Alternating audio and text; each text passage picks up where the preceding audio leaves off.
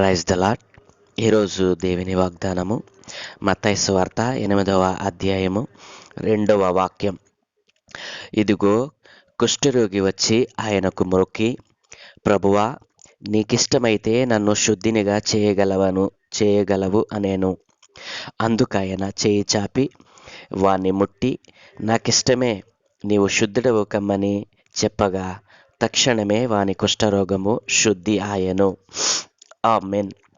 ప్రభునందు ప్రియ దేవుని జనాంగమా, మన ప్రభువును రక్షకుడైన యేసుక్రీస్తు ప్రభుల వారి దివ్యనామమున మీకు శుభములు తెలియచేస్తూ ఉన్నాను. ఈ ఉదయ కాలమున మరొక నూతన దినాన్ని మనకు అనుగ్రహించిన ఆ దేవాది దేవునికి స్తుతులు స్తోత్రములు చెల్లిస్తూ, ఈ రోజున దేవుడు మనతో మాట్లాడనన్నటువంటి మాటను మనం ధ్యానం చేసుకుందాం. ఇక్కడ యేసుక్రీస్తు ప్రభుల వారు తన సువార్త ప్రారంభంలో కొండ మీద ప్రసంగమును మనము ఇన్ని రోజులు ధ్యానం చేస్తూ వచ్చాము. నిన్నటి దినము వరకు మనము ఆయన కొండ మీద ఆ జనసమూహములకు తన శిష్యులకు తెలియచేసినటువంటి ఆ అమూల్యమైనటువంటి ప్రసంగమును మనం ధ్యానం చేశాము. ఆయన ప్రారంభములో ఆయన చేసినటువంటి ప్రసంగము శ్రేష్టమైనది. ఆ ప్రసంగమును ఆయన ముగించి ఆ కొండ మీద నుండి క్రిందకి దిగి వచ్చినప్పుడు ఆయనను బహుజన సమూహములు వెంబడించాయంటండి. ఆయన ఎప్పుడైతే ఆ కొండ మీద ప్రసంగాన్ని ముగించి కిందకి దిగి వస్తున్నప్పుడు ఆయన వెంట బహుజన సమూహములండి, ఒక జన సమూహము కాదండి, బహుజన సమూహములు ఆయనను వెంబడించినప్పుడు ఎప్పుడైతే యేసుక్రీస్తు ప్రభుల వారు ఆ కొండ మీద బిగ్గరగా తన ప్రసంగాన్ని చేసినప్పుడు ఆయన చెప్పినటువంటి ఆ కరుణ గల మాటలు, ఆ ప్రేమ గల మాటలు, ఆ ధైర్యపరిచేటువంటి మాటలు విన్నటువంటి కొండ దిగువన కొండ బొరియలలో నివసించేటువంటి కుష్ఠిరోగి అయినటువంటి ఒక మనుష్యుడు ఆ మాటలు విన్నాడండి. ఎప్పుడైతే ఆయన ఆ మాటలు విన్నాడో తనలో ఒక ఆనందం, తనలో ఒక సంతోషం, ఈయన నిజముగా దేవుని కుమారుడే అనేటువంటి ఆ నమ్మకము ఆయనకి కలిగిందో లేదో కానీ ఎప్పుడైతే ఆయన కొండ దిగి కిందకి వచ్చాడో కుష్ఠిరోగిలో ఒక ఆలోచన తట్టింది. ఈయన మాటలు ఎంతో మేలుకరంగా ఉన్నాయి. ఈయన మాటలు ఎంతో ప్రేమ కలిగినవిగా ఉన్నాయి.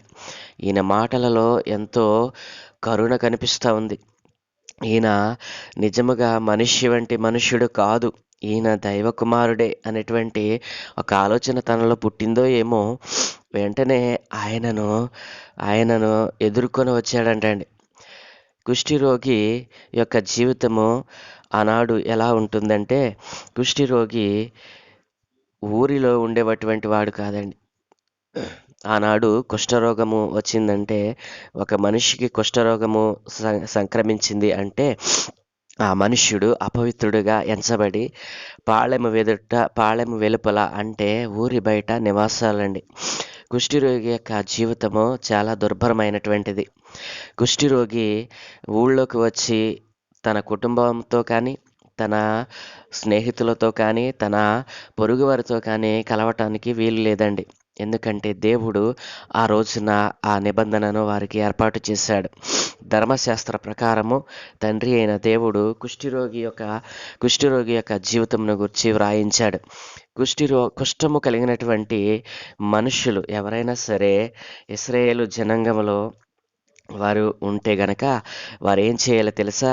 వారికి కలిగిన కుష్ఠమో కాదో అని తమ శరీరం మీద వచ్చినటువంటి ఆ మచ్చలు, శరీరం మీద కలిగినటువంటి ఆ బొబ్బలు, ఆ పొక్కులు యాజకునికి కనపరుచుకోవాలంటండి.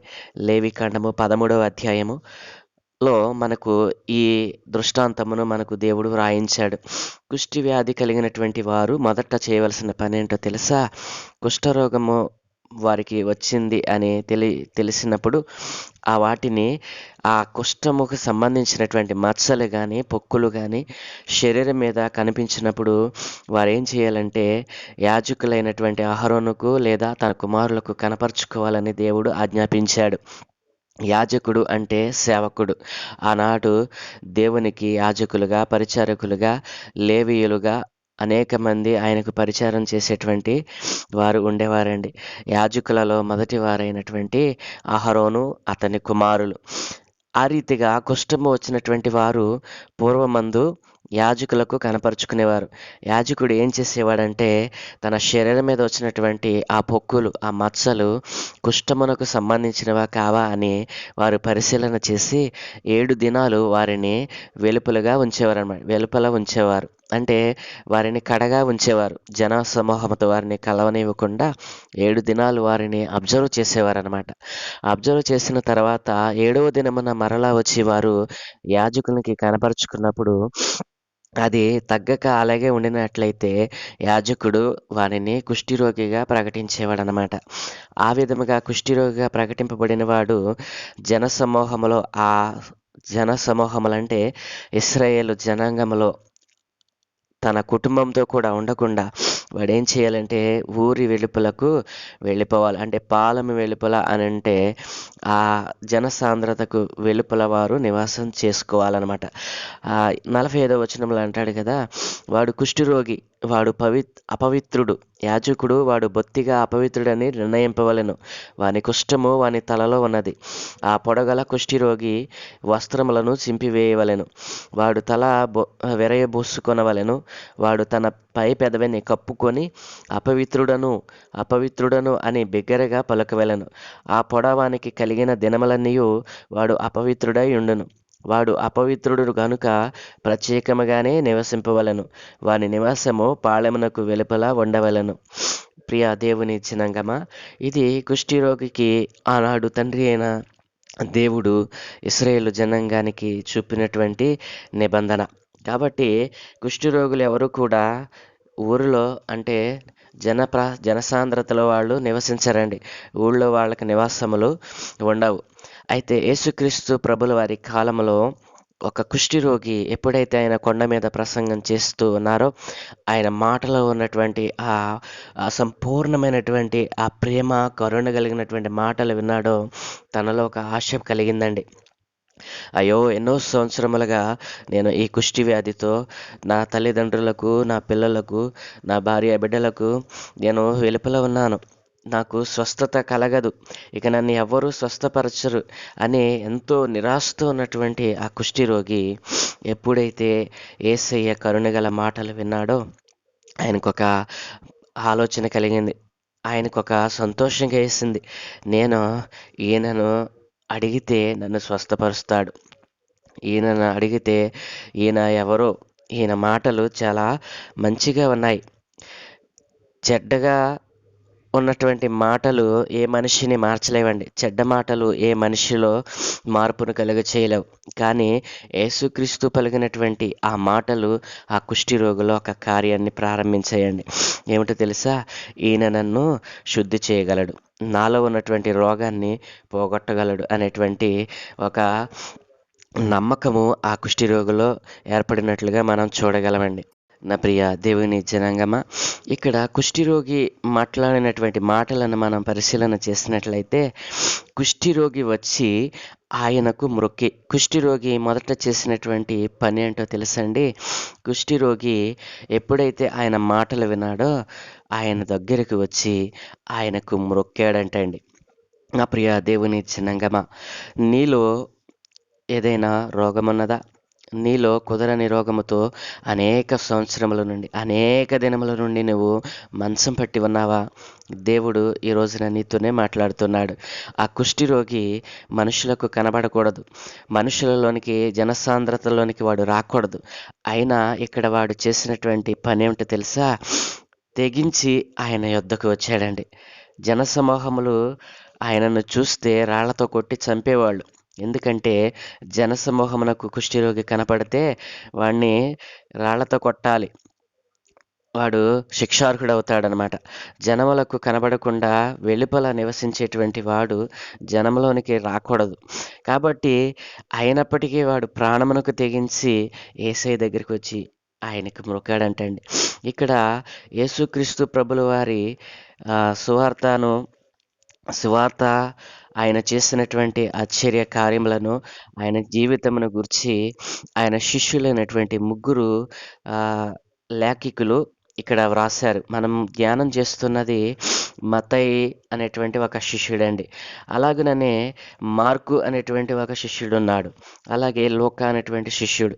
ఇక్కడ ఈ ముగ్గురు సువార్తికులు దేవుని యొక్క ఆయన సువార్తను, ఆయన చేసినటువంటి ఆయన జీవితమును, ఆయన ఈ లోకములో 3.5 సంవత్సరాలు జీవించినటువంటి జీవితమును గూర్చి వారు ఆయనతో తిరిగి ఉన్నారు కాబట్టి ఉన్నది ఉన్నట్లుగా వారు లేఖములో వ్రాసారండి. కాబట్టి మొదటి శిష్యుడైనటువంటి మత్తయి ఈయన వ్రాస్తూ ఇక్కడ అన్నాడు కదా, కుష్ఠిరోగి ఆయనకు మ్రొక్కి అని వ్రాసాడు. అయితే ఆయన శిష్యులలో మరొక శిష్యుడు మార్కు మార్కు సువార్తలో మార్కు రాస్తూ అంటాడు కదా, 1వ అధ్యాయము 40వ వాక్యములో, ఒక కుష్ఠరోగి ఆయన యొద్దకు వచ్చి ఆయన ఎదుట మోకాళ్ళుని నీకిష్టమైతే.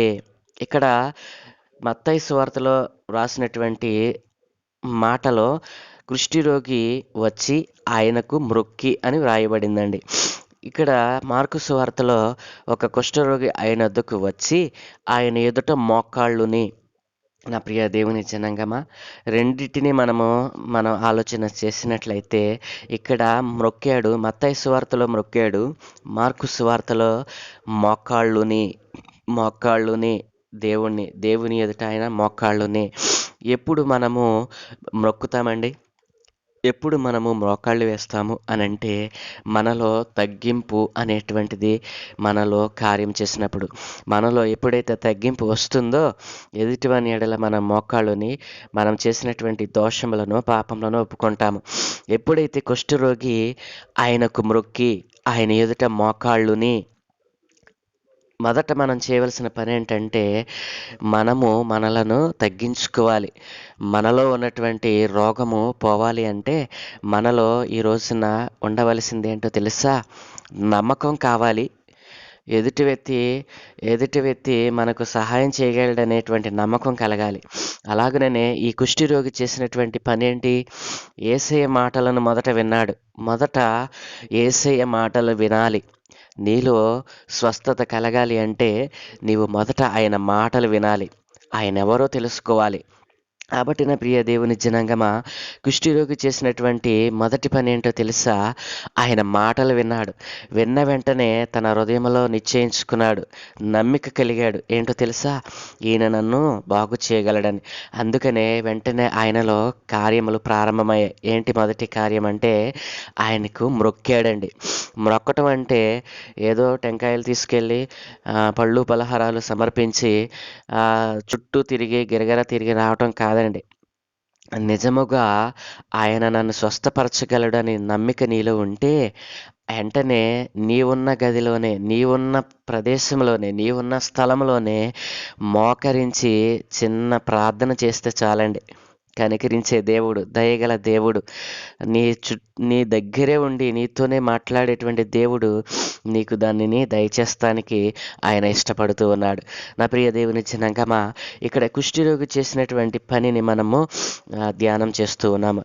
మొదట ఎప్పుడైతే తనలో నమ్మిక కలిగిందో వెంటనే ఆయన యొద్దకు వచ్చి ఆయన చేశాడు కదా, మోకాళ్ళున్నాడు, ఆయనకి మ్రొక్కాడు. మ్రొక్కిన తర్వాత ఆయన పలికినటువంటి మాటను మనం చదువుదాం. ప్రభువా, నీకిష్టమైతే నన్ను శుద్ధినిగా చేయగలవనెను. ప్రభువా, నీకిష్టమైతే నన్ను శుద్ధినిగా చేయగలవని ఆయనతో చెప్పాడనమాట. రెండు సువార్తలను మనం ధ్యానం చేసినట్లయితే ఇక్కడ మోకాళ్ళుని నీకిష్టమైతే నన్ను శుద్ధినిగా చేయగలవని ఆయనతో చెప్పాడు. ఆయనను వేడుకున్నాడంటండి. ఇక్కడ నీకిష్టమైతే నన్ను శుద్ధినిగా చేయగలవను అని ఇక్కడ మొక్కాడు. అక్కడ మొక్కాడు, ఇక్కడ మోకాళ్ళుని అడిగాడు. ఎప్పుడైతే ఈ మాటను మనం ధ్యానం చేసినట్లయితే నీకిష్టమైతే మొదటి మాట ఆయన పలికిందేంటో తెలుసా? ప్రభువా అని పిలిచాడు, ప్రభువా అని సంబోధించాడు. ఇక్కడ ప్రభువా అని సంబోధిస్తే కలిగేటువంటి ఏంటి, ఇక్కడ గొప్పతనం ఏంటి? మొదట ఇక్కడ మనం తెలుసుకోవాల్సింది ఏంటో తెలుసా? ఎదుటి వ్యక్తి మానవుడా, దైవమా, లేకపోతే ఎవరు? సామాన్యుడా, మానవుడా, దేవుడా అని ఆయన గుర్తించగలిగాడు. నా ప్రియ దేవుని జనాంగం ఆలోచిస్తూ ఉన్నారా? కుష్ఠరోగి యేసుక్రీస్తు ప్రభుల వారిని ప్రభువా అంటే రక్షకుడా, నా దేవా అని అర్థమండి. ప్రభువు అని గుర్తించగలిగాడంటే ఆయన మాటలు ఆయనలో కార్యం చేశాయి. కాబట్టి ఎప్పుడైతే ఆయన మాటలు ఆయన లోపలికి వెళ్ళాయో, కుష్ఠరోగి హృదయంలోనికి ఆయన మాటలు ఎప్పుడైతే వెళ్ళాయో ఆయనలో నమ్మిక కలిగించిందండి. ఆ మాటలు ఆయనలో నమ్మిక కలిగించాయి. ఏమని? ఆయన మానవుడు కాదు, ఆయన ప్రభువు, ఆయన రక్షకుడు, దేవుడు అనేటువంటి నమ్మిక కలిగించాయి. ఎప్పుడైతే మన హృదయములో ఆయన దేవుడు, రక్షకుడు, ఆయన స్వస్థపరచగలడు అనేటువంటి నమ్మిక పుడుతుందో వెంటనే మన హృదయంలో నుండి ఏమొస్తుందో తెలుసండి? ఏమొస్తుందో తెలుసా? ఆయన ప్రభు అని ఒప్పుకుంటామండి. కాబట్టి కుష్ఠరోగి చేసినటువంటి ఈ పనిలో మొదట ఆయన తెలుసుకున్నది ఏమిటో తెలుసా? ఆయన మానవుడు కాదు, ఆయన దేవుడు అని తెలుసుకున్నాడనమాట. వెంటనే ఆయన ఏమన్నాడు? ప్రభువా, నీకిష్టమైతే నన్ను శుద్ధిని చేయి, నన్ను స్వస్థపరచు అని అడిగాడండి. ప్రియ దేవుని జనాంగమా, నీకిష్టమైతే నీకిష్టమైతే అనే మాట ఎంత తగ్గింపునో మనం ఇక్కడ చూడవచ్చునండి.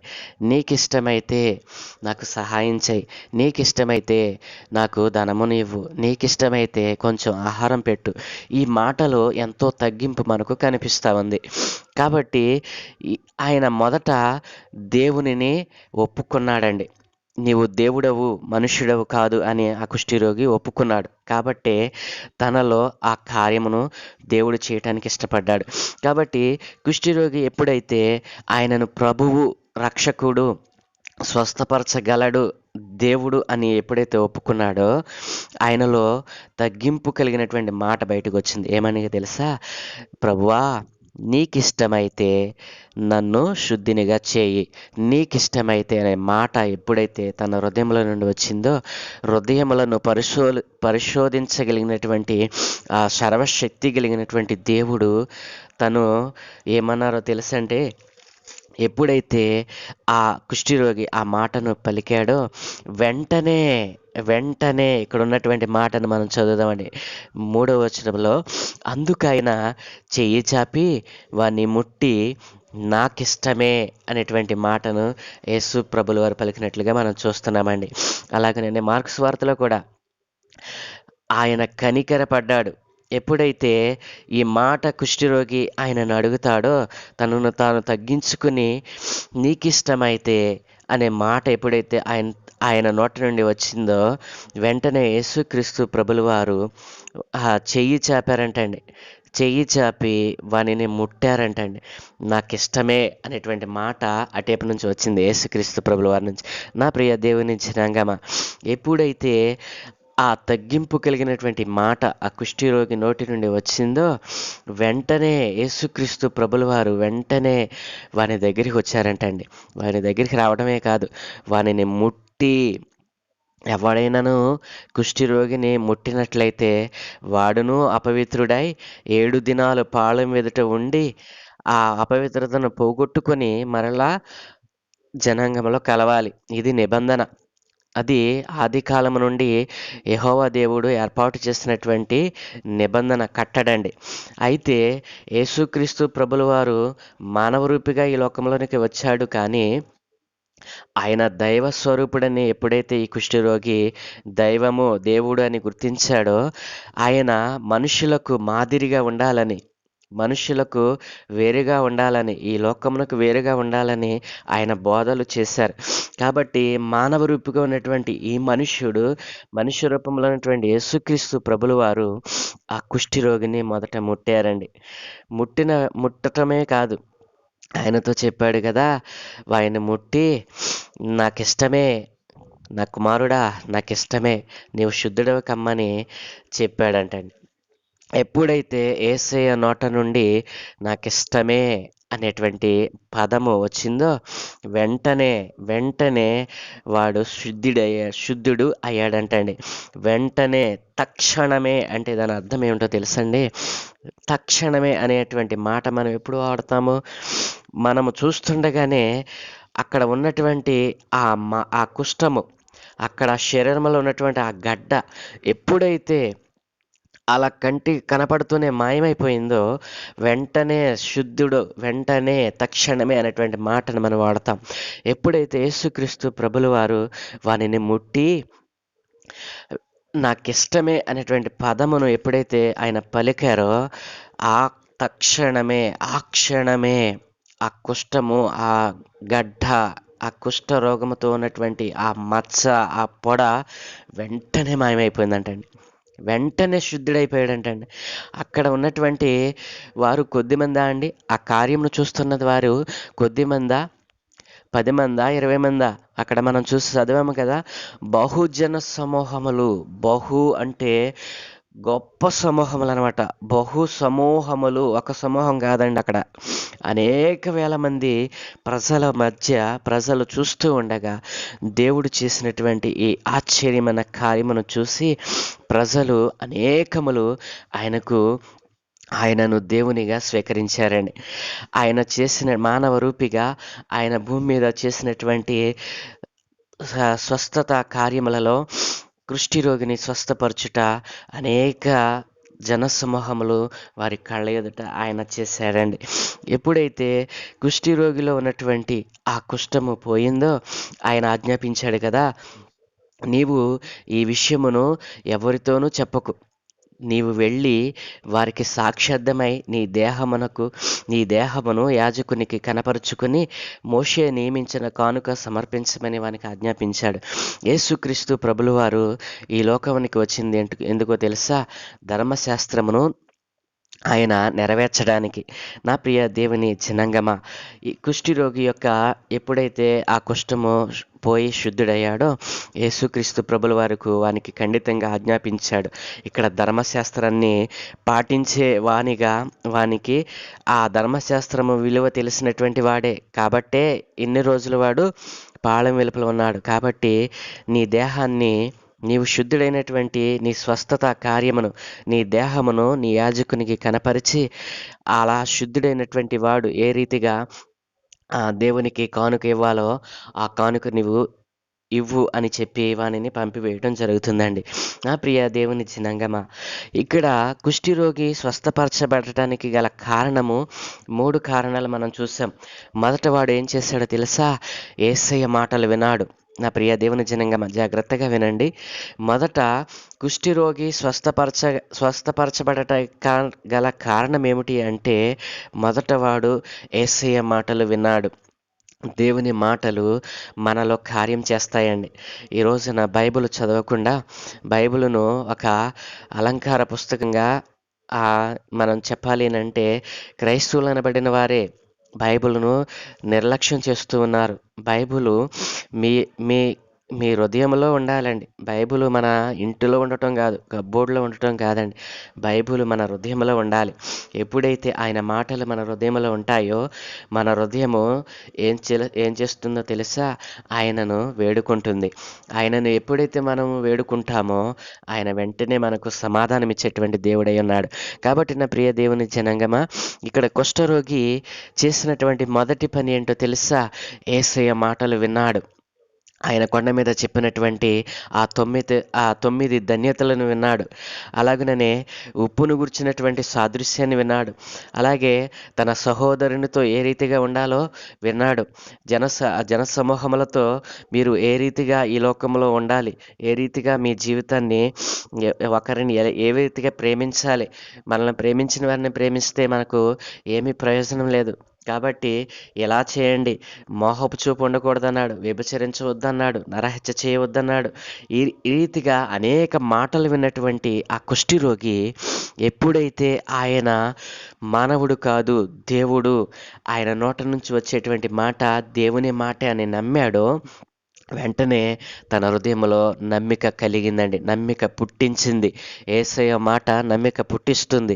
అది ఎలాంటి రోగమైనా కుదరని, ఎలాంటి వ్యాధి అయినా సరే, ఎలాంటి సమస్య అయినా సరే, ఆయన మాట ఆ సమస్య నుండి, ఆ రోగము నుండి, ఆ దరిద్రత నుండి నిన్ను వెంటనే పోగొట్టడానికి ఆయన సమర్థుడైనటువంటి దేవుడండి. కాబట్టి కుష్ఠిరోగిలో కలిగినటువంటి ఆ మొదటి నిర్ణయము ఆయన జీవితంలో ఎంతటి మార్పును తెచ్చిందో కదా. మొదట ఆయన మాటలు విన్నాడు. రెండవది ఆయన దగ్గరికి వచ్చాడండి. నా ప్రియ దేవుని జనాంగమా, మొదట ఆయన మాటలు విన్నాడు. వెంటనే ఏం చేశాడో తెలుసా? ఆయన దగ్గరికి వచ్చాడు. వచ్చిన వాడు అలాగనే ఉన్నాడండి. మూడవది, ఆయనకు మొక్కాడు. ఏ రీతిగా మొక్కాడు? హృదయపూర్వకంగా మొక్కాడండి. హృదయాన్ని తెరచి, హృదయంలో నమ్మిక ఉంది. ఆ నమ్మిక ఏం చేస్తుందంటే అతనిని ఆయన ఎదుట మోకాళ్ళునేట్లుగా చేసిందండి. నా ప్రియ దేవుని జనాంగమా, ఎప్పుడైతే ఆయనలో ఆ నమ్మిక పుట్టిందో, ఆ నమ్మిక ఆయన దగ్గరకు నడిపించింది. నడిపించడమే కాదండి, ఆయన దగ్గరికి వెళ్ళి ఆయనకు మోకాళ్ళుని మ్రొక్కింది. ఆయన వేడుకునేటట్లుగా చేసింది. కాబట్టి ఈ 3 క్రియలు, ఈ చేసినటువంటి కుష్ఠరోగి చేసినటువంటి ఈ 3 క్రియలు ఒకవేళ నీలో లేవా? నీవు రోగిగా ఉన్నావా? నీ ఇంటిలో ఆహ్, నీ ఇంటిలో దరిద్రత, అనేక విధములైనటువంటి సమస్యలు నీకు ఇంటిని చుట్టుముట్టి నిన్ను పట్టి పీడిస్తూ ఉన్నాయా? మొదట నీవు చేయవలసిన పనేంటో తెలుసా? ఆయన మాట వినాలి. మొదట నీవు ఆయన మాటను స్వీకరించాలి. ఎప్పుడైతే ఆయన మాటను వింటావో నీ హృదయంలో నమ్మిక, రెండవది, నీ హృదయంలో నమ్మిక పుట్టాలి. నీవెప్పుడైతే నమ్ముతావో ఆయన దగ్గరకు నీవు వస్తావు. ఆయన దగ్గరికి వచ్చినటువంటి నీవు ఖాళీగా ఉండవు కదా, నోరు తెరిచి అడుగుతావు. ఎప్పుడైతే అడుగుతావో ఆ అడిగిన దాన్ని ఆయన, నీవు ఏ రీతిగా అడిగావో ఆయన అన్నిటినీ పరిశీలన చేయగల, అన్నిటినీ తెలుసుకొనగల ఒక్కడేనండి. మన హృదయంలో ఉన్నటువంటి ప్రతీదీ కూడా ఆయన ఎరిగి ఉన్న దేవుడు. కాబట్టి నా ప్రియ దేవుని జనాంగమా, మన హృదయంలో ఉన్నదేంటో ఎరిగినటువంటి దేవుణ్ణి కాక, మనం చెప్పేటువంటివి వినని వాటిని, మనం చెప్పేటువంటివి అవి వింటున్నాయో లేదో కూడా నీకే తెలియని అయోమయంలో ఉన్నటువంటి ఆ పరిస్థితులలో నీవు జీవిస్తూ ఉన్నావా? నీవు ఎవరికి విన్నవిస్తున్నావు? నీ సమస్య ఎవరికి చెప్తే పోతుంది? ఈ లోకంలో ఏ మనిషి కూడా ఏ మనిషిలో ఉన్నటువంటి రోగాన్ని తీసేయాలని శక్తి లేదండి. ఈ రోజున మనం చూసినట్లయితే ఏ నామమున మనకు రక్షణ కలగదని దేవుడు ఎందుకు ఇంత ఖండితంగా బైబిల్ గ్రంథంలో రాయించాడండి? ఏ నామము లేదు కాబట్టి.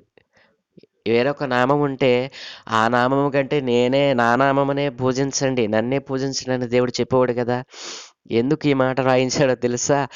ఆయనే దేవుడు కాబట్టి. నా ప్రియ దేవుని జనాంగమా, ఆలోచించండి.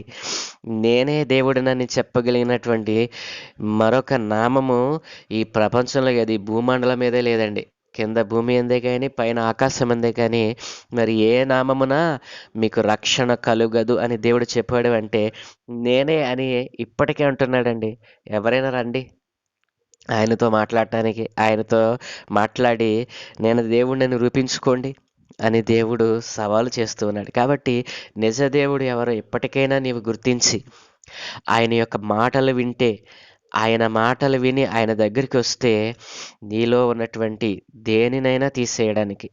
నీలో రోగముందా? నీలో కుష్ఠముందా? నీలో కుదరని రోగములతో నీ కుటుంబంలో సమస్యల?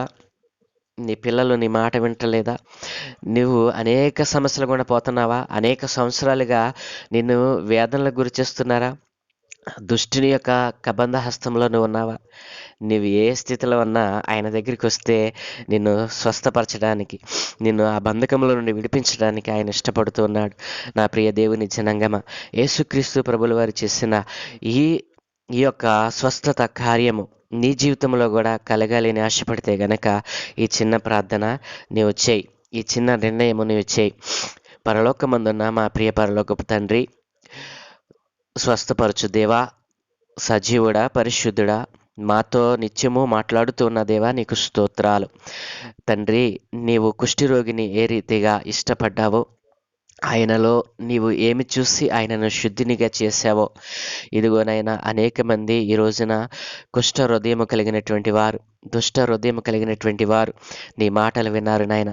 ఆ రోజున కుష్ఠరోగి ఏ రీతిగా అయితే నీవు చెప్పిన మాటలు విన్నాడో అదే రీతిగా నీవు రాయించినటువంటి ఈ మాటలు విన్నటువంటి అనేక మంది నీ ప్రజలను మీ చేతులకు అప్పగిస్తూ ఉన్నాను నాయన. ఈ దినమున ఈ సమయంలో ప్రభువా, ఎవరైతే నాయన ఈ మాటలు విన్నారో వారిలో ఉన్నటువంటి ఆ కుష్ఠ హృదయము, ఆ దుష్ట హృదయము, ఆ వేదనతో కూడినటువంటి హృదయమును మీ సన్నిధిలో కృమ్మరిస్తూ ఉన్నారు నాయన. ఎందరైతే నాయన వారు ఒక నిర్ణయం చేస్తూ ఉండగా అయ్యా వారు ఏ రీతిగా నీ యొద్ద నాయన మరలిడుతూ ఉన్నారు, ఏ రీతిగా నీకు మొరపెడుతూ ఉన్నారు అయ్యా, మొదటిగా వారు నీ మాట వినేవారిగా తయారు చేయండి. నీ మాట విని మీ యొద్దకు వచ్చేవారిగా వారిని మార్చండి నాయన. వారి హృదయాలలో ఉన్నటువంటి ఆ చెడును, ఆ కుళ్ళును, ఆ దోషములను వారు కడిగి వేసుకున్నట్లుగా సహాయం దయచేయండి. ఈ రోజునే వారిలో కార్యమును ప్రారంభించమని అడుగుచున్నాను నాయన. ఎందరైతే నాయన నీ నామం ఎరిగిన వారు ఈ మాటలు వింటున్నారు నాయన, అయ్యా వారు వినుట చేతనే నాయన వారిలో కార్యమును జరిగించమని అడుగుచున్నాను. ఇదిగో వారు చేసినటువంటి ఆ గొప్ప నిర్ణయము, వారిలో నైనా వారు చేసినటువంటి ఆ గొప్ప నిర్ణయమును మీరు స్థిరపరచమని అయా మీ దగ్గరికి వచ్చి అయా మీకు మోకాళ్ళుని అయా మోకరించనక్కర్లేదు నైనా, ఇదిగో తెరవబడిన హృదయముతో మీరు నన్ను అడిగితే మీకు ఇస్తానంటున్నటువంటి దేవుడవు నీవేనని వారు గుర్తించే భాగ్యం అనుగ్రహించమని ఈ రోజున ఎందరైతే నాయన అలాంటి నైనా దుష్ట హృదయమును పోగొట్టుకొని అయా నీవిచ్చేటువంటి ఆ మంచి హృదయముతో వారు జీవించాలని ఆశపడుతూ ఉన్నారు, వారందరినీ మీరు దృష్టించమని అయా వారిలో ఇంతవరకు కలిగినటువంటి ఆశ్చర్యమైన కార్యములు, స్వస్థత కార్యములు వారు చూచినట్లుగా వారి కనులు ఎదుటే నాయన మిమ్మల్ని మీరు ప్రత్యక్షపరచుకునమని, మీరే నిజమైన దేవుడు అని, నీవే రక్షకుడు అని, ఈ లోకమును పాలించేవాడవని, త్వరలో రాబోతున్న వాడవు నీవేనని వారు గుర్తించే భాగ్యం అనుగ్రహించమని అయా, నీ నామం ఎరిగిన వారు అనేకులు ఈ లోకంలో ఉన్నారు నాయన. వారికి నీ నామమును అయా తెలుసుకున్నటువంటి వీరు ప్రచారం చేసేటువంటి వారిగా ప్రకటించే వారిగా వారిని మార్చమని, నీ సువార్త పనిని ప్రతి ఒక్కరూ ఒక దీక్షగా దానిని కొనసాగించడానికి కృప చూపమని, ఈ రాకడ దినాలలో అనేక మంది తొట్టిల్లిపోతున్న వారిని నైనా అయా ఇదిగో నీ మార్గంలో నడిపించుటకు వారు నడుం కొట్టుకునే భాగ్యం అనుగ్రహించమని ఈ దినమును మాకు ఇచ్చినందుకు మీకు స్తుతులు చెల్లిస్తూ, ఈరోజు పుట్టినరోజు పెళ్లి రోజు జరుపుకుంటున్న బిడ్డలందరినీ మీరు దీవించమని, మరొక నూతన దయా కిరీటము, నూతన దయా సంవత్సరం వారికి అనుగ్రహించినందుకే నీకు స్తుతులు చెల్లించేవారిగా వారిని మార్చమని అయ్యా, మా దేశమును మా రాష్ట్రమును మీరు దీవించండి. మా దేశమును రాష్ట్రమును పరిపాలించే వారిపై నీ ఆత్మను ఉంచండి. నీ సువార్తకు వ్యతిరేకంగా ఉన్నటువంటి ఏ ఆత్మను కూడా మీరు లేపకండి నాయనా. నీ సువార్తకు అడ్డుగా ఉన్నటువంటి ప్రతి గోడను తీసివేయమని అయా, నీ సువార్త పనిలో అయా నీ అభిషక్తులు ప్రయాసపడుతూ ఉండగా వారి ప్రయాస వ్యర్థము కాకుండా అనేకులునైనా నీ మాటలు వినేవారిగా అయా, అనేకులు నీ యందు నమ్మిక ఉంచేవారిగా, అనేకులు తండ్రి నీ యొద్దకు వచ్చి నాయన నిన్ను అడిగేవారిగా వారిని తయారు చేయమని ఈరోజు కావలసినటువంటి ఆశీర్వాదాలు మాకు నిండుగా మెండుగా దయచేసి ఈరోజు మా చేతి పనులను ఆశీర్వదించండి. మా ప్రయాణాలను మీరు దీవించండి. మేము వెళ్ళి వచ్చు పర్యంతము నీ కృప అనుగ్రహించి, నీ తోడును దయా నీ దూతల కాపుదలను అనుగ్రహించి నీవే మహిమ ఘనత ప్రభావములు పొందుకోమని యేసు నామములో అడుగుచున్నాము తండ్రి. ఆమేన్, ఆమేన్, ఆమేన్.